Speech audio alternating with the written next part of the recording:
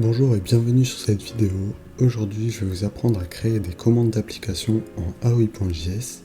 Donc dans les commandes d'application, on retrouve les commandes slash, basiques qui s'écrivent dans le chat, les commandes d'utilisateurs qui s'exécutent en cliquant sur les utilisateurs, et les commandes de messages qui s'exécutent en cliquant sur les messages. La vidéo sera assez longue puisque c'est un guide, et donc je vais essayer de rentrer un maximum dans le sujet et de vous expliquer de façon détaillée. Mais je vous rappelle que comme à chaque fois, il y aura un guide sur le site de Wayne dans la description où vous pourrez copier-coller les codes et suivre la vidéo à l'écrit. Bonne vidéo. Donc pour commencer, je vais vous présenter les commandes slash qui sont le prototype le plus simple des commandes d'application. Je séparerai les commandes slash en 4 parties. La première partie, ce sera des simples commandes. La deuxième partie, ce sera des commandes avec des options, et je vous présenterai tous les types d'options. La troisième partie, ce sera les options à choix. Et la quatrième partie, ce sera les sous-commandes en slash. Donc, je vais vous présenter tout de suite les simples commandes. Et pour commencer, vous aurez besoin des fonctions suivantes.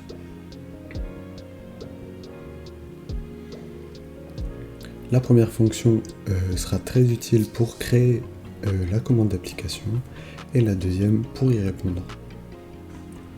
Pour exécuter simplement la fonction de création de la commande d'application, j'utilise ma commande eval qui est +e, mais vous utilisez votre commande eval ou vous mettez la fonction dans un code, c'est vous qui voyez. Donc je copie la fonction, donc l'usage qui est dans la documentation, je vous laisse aller le chercher et je modifie chaque fonction.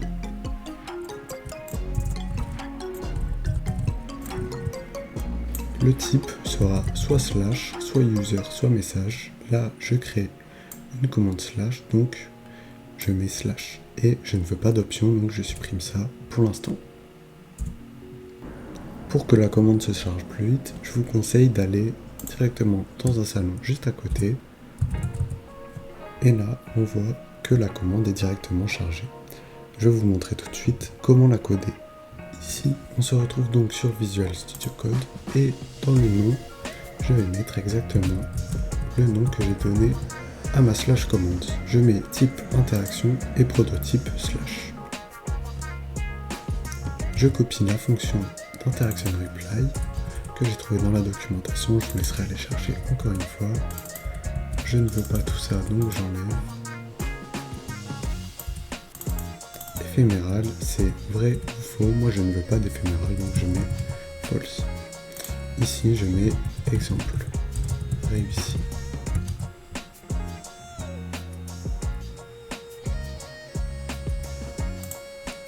Maintenant, je vais la tester.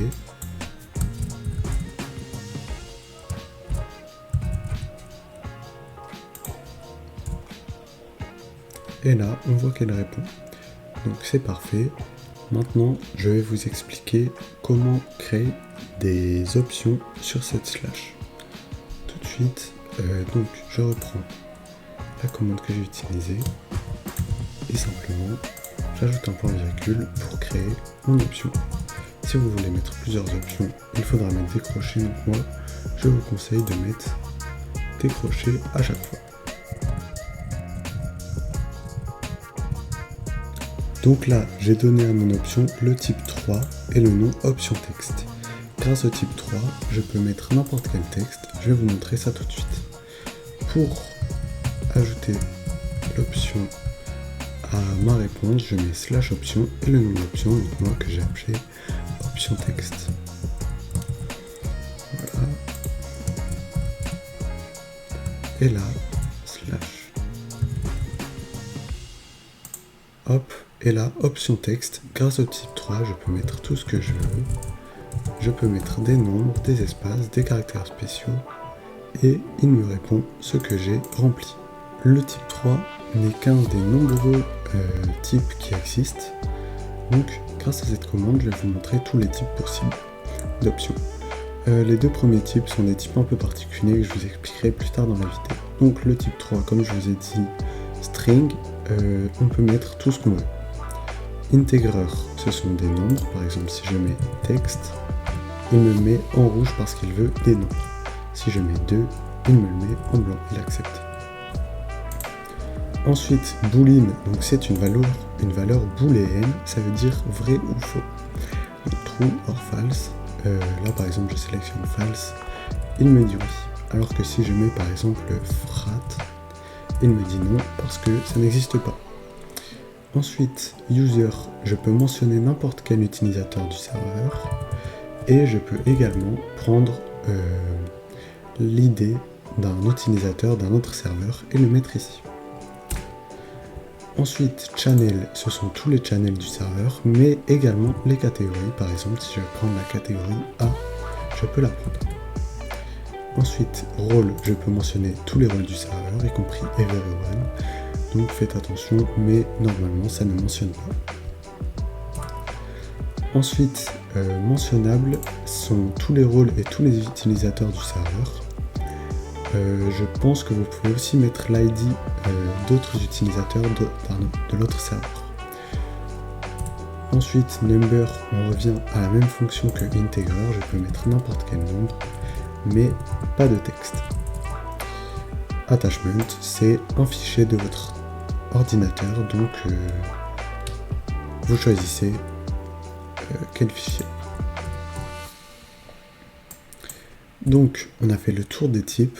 Pour choisir le type à mettre, il suffit de changer cette option. Enfin, la troisième partie des slash, c'est les options à choix. Donc encore une fois, je reprends cette partie. Je vais mettre option choix à la place de option texte. Okay. Donc chaque option des choix ont deux options.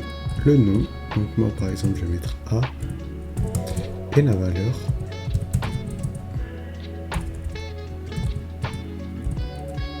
Je vais mettre choix.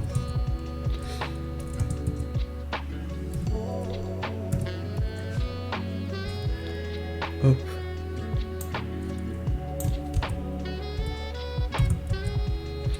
Et ensuite, je vais mettre B et choix B.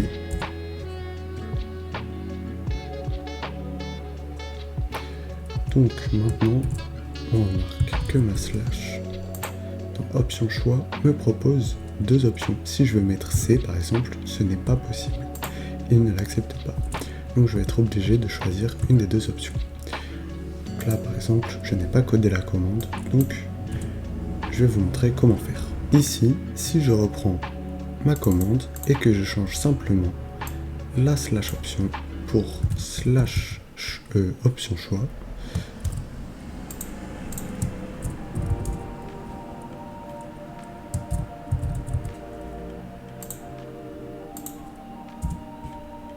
on remarque que c'est la valeur et non pas le nom qui apparaît.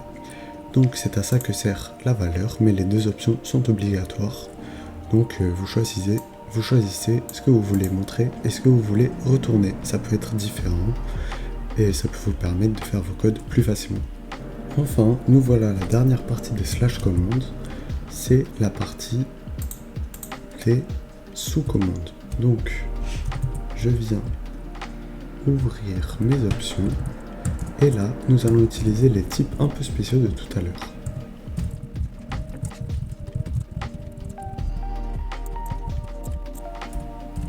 Donc là j'ai créé mes deux sous-commandes. Ça ce sera du coup la description de la sous-commande. Si je fais slash exemple, on voit que slash exemple n'existe plus, mais on a slash exemple sub 1 et slash exemple sub 2. Donc, pour coder chaque sous-commande, je retourne dans slash exemple et par exemple, donc là, je n'ai plus d'options dans mes sous-commandes, je n'ai plus besoin. Par exemple, ici, je vais mettre exemple sub 1 et je vais mettre only if, je laisse slash exemple en name. Je mets only if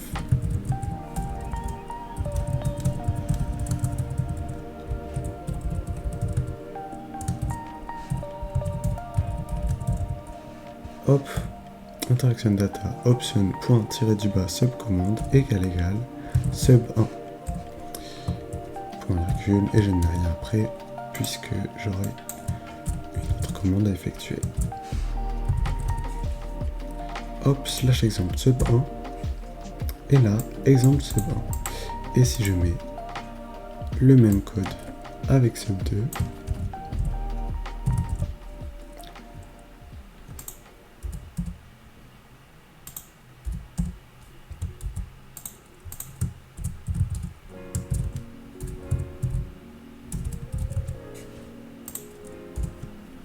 voilà, ça fonctionne. Donc maintenant, je vais vous montrer rapidement comment mettre des options à ces sous-commandes, mais c'est assez classique. Hop, je mets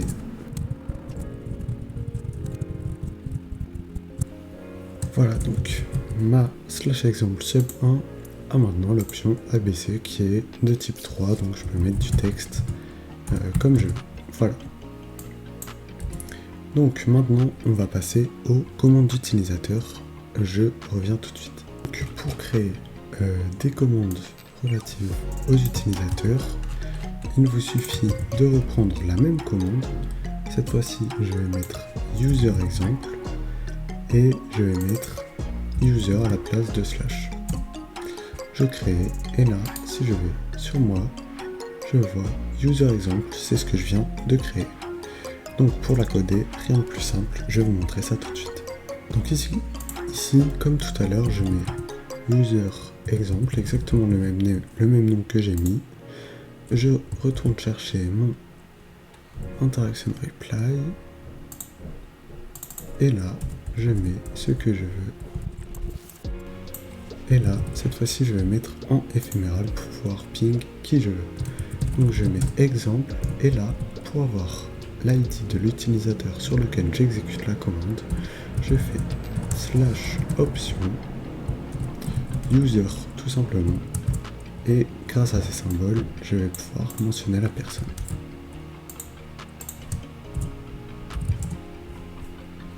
Donc là par exemple je clique sur moi, hop, user exemple, et là exemple @so, c'est parfait. Si vous voulez un petit exemple de commande que vous pouvez faire avec cet usage, par exemple, je vous ai fait une petite commande là qui est le profil. Donc c'est une commande assez simple. Voilà. Donc ensuite, pour passer aux commandes relatives au message, je reprends encore une fois la même chose et je vais faire msg exemple et je vais mettre message. Donc je crée. Et là, si je fais clic droit, peut-être que j'attends un petit peu, on voit MSG exemple. Donc c'est très bien. Je vais vous montrer encore une fois comment la coder. Donc je remets encore une fois le name, MSG exemple. Et là, on va faire un petit truc spécial. Je vais copier un lien. Et hop, donc ça c'est l'idée du serveur, guild ID, l'idée du salon, channel ID et l'ID du message. Donc slash option message. Voilà, je vais mettre un non-escape. Et comme ça, la commande nous permettra d'avoir le lien sur le lien du message sur lequel on a cliqué. Donc voilà, message exemple, et là j'ai le lien du message sur lequel j'ai cliqué. Encore une fois, si vous voulez un petit exemple de commande à faire, j'ai fait timestamp, voilà, qui permet d'avoir le timestamp de l'heure à laquelle a été envoyé le message, ainsi que le lien. Voilà, donc c'est la fin de ce tutoriel et de ce guide. Comme d'habitude, est très important pour cette vidéo, puisque la vidéo est assez compliquée.